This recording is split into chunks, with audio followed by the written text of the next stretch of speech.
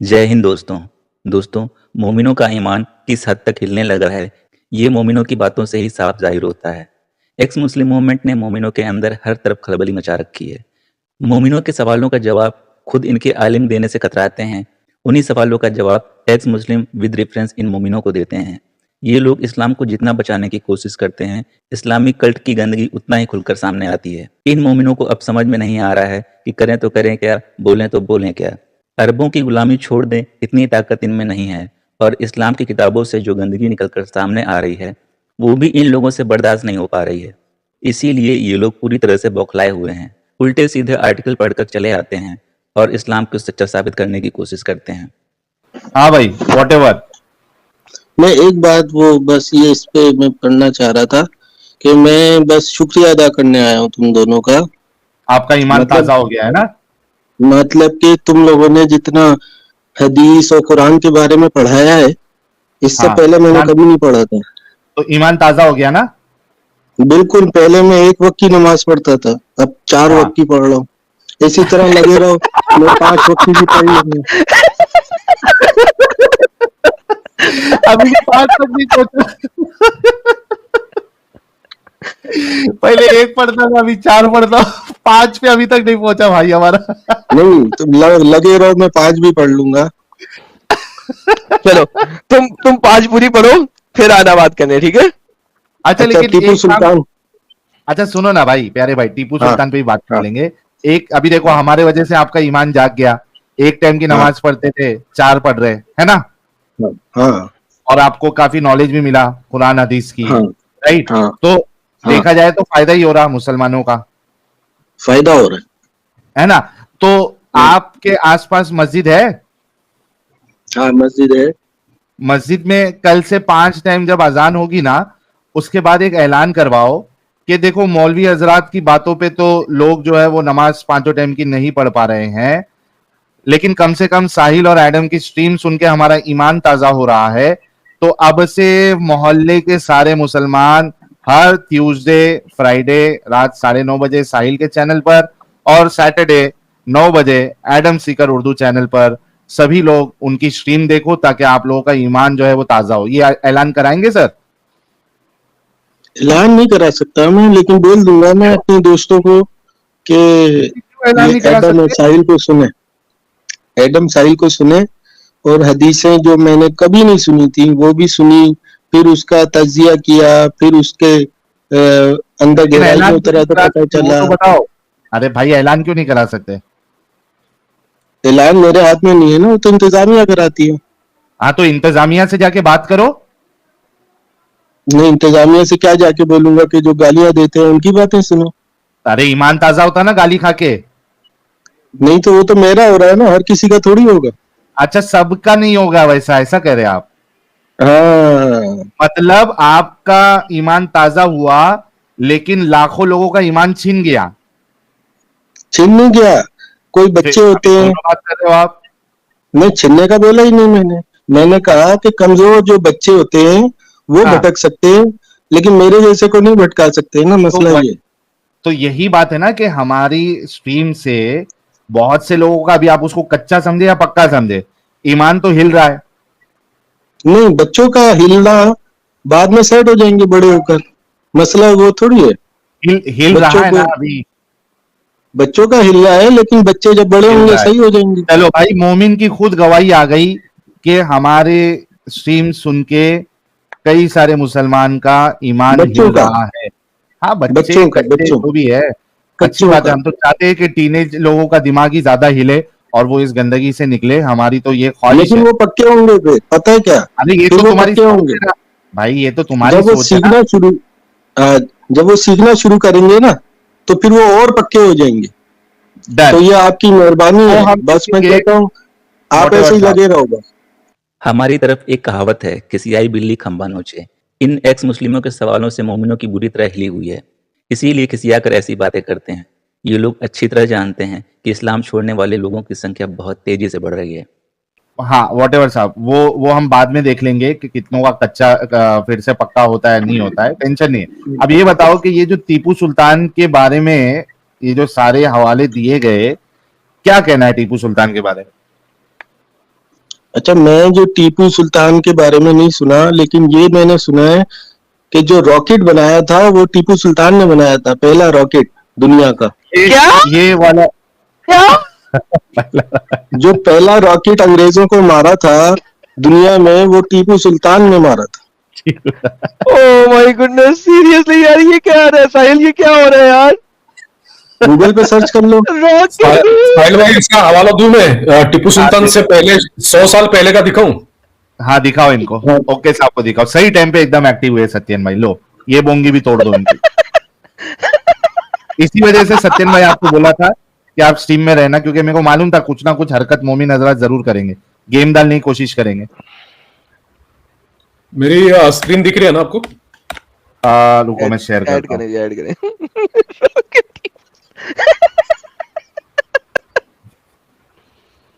तो आदम, तुम्हारी उम्र मेरे ख्याल से 24-25 साल की है, बस इससे ज्यादा नहीं तो की नहीं। मेरी उम्र 5741 साल है, इस चीज को ज़हन में रखें। बस सही है, सारी तुम्हारी बातें इसी बात से झूठ हो गई। बेहतरीन सर। हाँ हाँ सही भाई, बोल सत्यन रहे भाई आ गई है। हैं।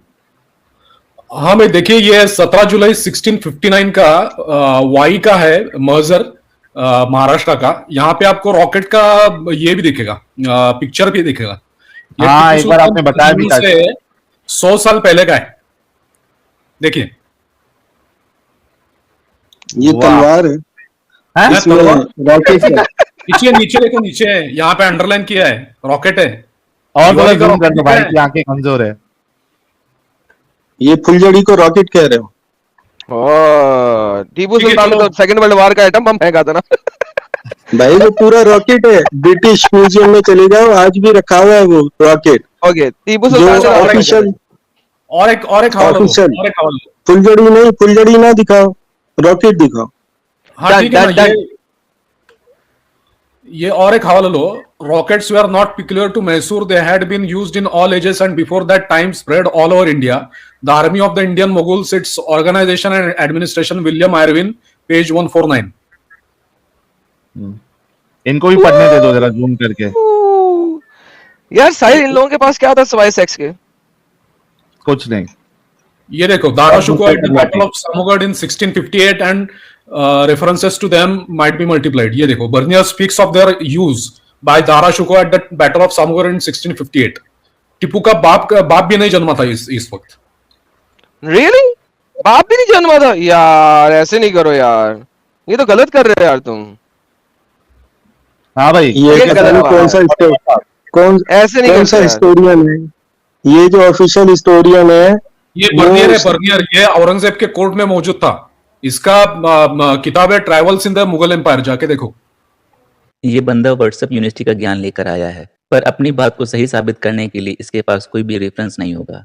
इन लोगों की सारी बातें हवा हवाई होती हैं। तो उसमें ये क्या कह रहा है कि उससे पहले का रॉकेट मौजूद है। हाँ, दाराशुको ने यूज किया था सामूगढ़ की लड़ाई में 1658 में। दारा शिकोह भी मुस्लिम था। मुस्लिम होने दो ना, आप कह रहे थे टिपू ने पहले इस्तेमाल किया था। ऑफिशियल जो जंग में इस्तेमाल किया था, जिसको ये क्या प्रॉपर unofficial मिसाइल है? की शेप दी थी, जो प्रॉपर मिसाइल की शेप दी थी, जो प्रॉपर मिसाइल की शेप दी थी, वो टीपू ने दी थी। रेफरेंस दिखाइए आप। ब्रिटिश म्यूजियम में, ब्रिटिश की वेबसाइट पे सारी चीजें ये मेंशन है, गूगल पे भी है। यार हाँ, गूगल करते हैं। अब मैं गूगल करता हूँ। हाँ, ले लिखो। पकड़े से। हाँ। Missile invented by, first rocket was used by who? ये देखिए मेरा गूगल Invented रीड by. करें। First rocket Used. Was used by who? ठीक है, यूज्ड नहीं, चाइनीज। Invented by. इन्वेंट हुआ। अबे डंगर, इन्वेंट हुआ तो यूज हुआ। 1232 की बात हो रही है। टीपू सुल्तान का पैदा हुआ था डंगर। दंगर टीपू सुल्तान का पैदा हुआ था। मतलब ये है कि रॉकेट यूज होना और इन्वेंट होने में फर्क है, ठीक है। साहिल फर्स्ट अरे रॉकेट यूज हुआ बाप रे बाप। 1232 में, ठीक है। टीपू और सुल्तान इन्वेंट साला ने किया और 1700 इन्वेंट में। टीपू ने किया। टीपू ने 1700 में इन्वेंट किया, 1232 में यूज हो गया। इन्वेंशन से भी पहले यूज हो गया। 1732 में टीपू ने इन्वेंट किया, 1232 में चाइनीज ने यूज कर लिया।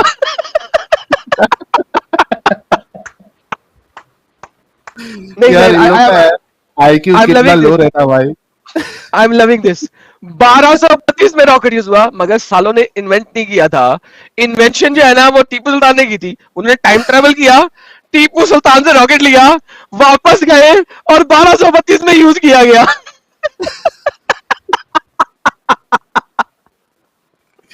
कसम से यार ये लोग हंसा हंसा के पागल कर देंगे ये लोग। साहिल इसको कहते हैं comedy nights with Sahil and Adam seeker. Sajid ने भी एक डायलॉग मस्त मारा है। कौन सा है? ये तो हगने से पहले धोने की बात हो रही है। यार एक्चुअली में Chinese are very advanced when it comes to बारूद, क्योंकि वो फुलझड़ियां और वो हवाइयां शवाइयां बनाने का ना उनका वो कस्टम भी था ना। तो Chinese are very advanced when it comes to that. They created the rocket 1232 में उन्होंने यूज किया मंगोलों के खिलाफ।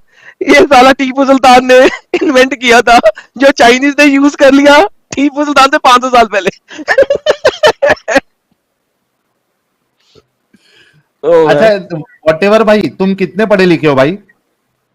ये जो चाइनीज ने मंगोलों के खिलाफ यूज किया था ना, वो रॉकेट नहीं था, वो फुलझड़ियां थी। और वो मैंने देखी है जो यूज करी गई है, उसको रॉकेट का नाम दे दिया गया। जो ऑफिशियल जो अरे भाई और एक ऑफिशियल कॉमेडी, रॉकेट, अरे रुको रे भाई, और एक कॉमेडी, उन्होंने जो रॉकेट यूज की थी ये भाई ने देखी हुई है। हाँ भाई,